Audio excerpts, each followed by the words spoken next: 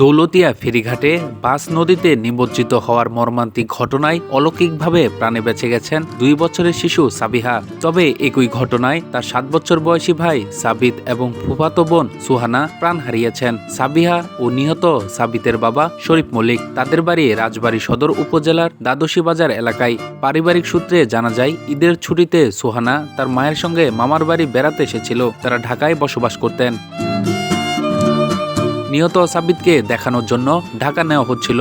বুধবার বিকেলে সাবিত, তার মা শাকিলা, ছোট বোন সাবিহা এবং তাদের ফুফু নিশি ও নিশির মেয়ে সুহানা, এই 5 জন একসঙ্গে রাজবাড়ী শহরের বাস মালিক সমিতি এলাকা থেকে সৌহার্দ্য পরিবহনে বাসে ওঠেন। তাদের বাসে তুলে দিতে এসেছিলেন সাবিহার দাদা নবিস উদ্দিন মল্লিক। বাসটি দৌলতিয়া ঘাটে পৌঁছে পল্টনে ওঠার সময় নিয়ন্ত্রণ হারিয়ে নদীতে তলিয়ে যায়। দুর্ঘটনার মুহূর্তে বাসের ভেতরে ছিলেন এই 5 জনই। বাস ডুবে যাওয়ার পর সাবিহা ও তার মা পানির উপর ভেসে উঠতে সক্ষম হন। স্থানীয়রা দ্রুত তাদের পল্টনে তুলে উদ্ধার করেন। একইভাবে সাবিয়ার ফুফু নিশিও ভেসে উঠে প্রাণে বেঁচে যান।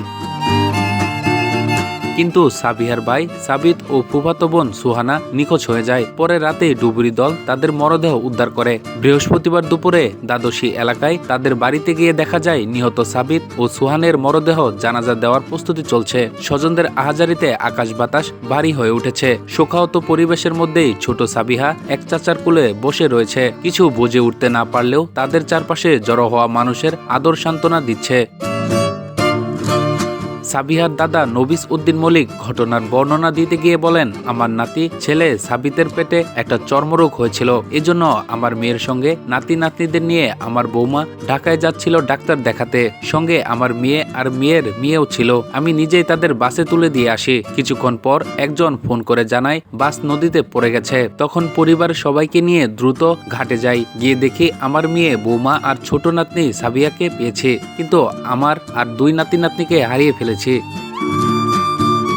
তিনি আরো বলেন, আমার মেয়ে আমাকে বলেছে বাস যখন নদীর দিকে যেতে শুরু করে তখনই সাবিহা তার মায়ের গলা শক্ত করে ধরেছিল।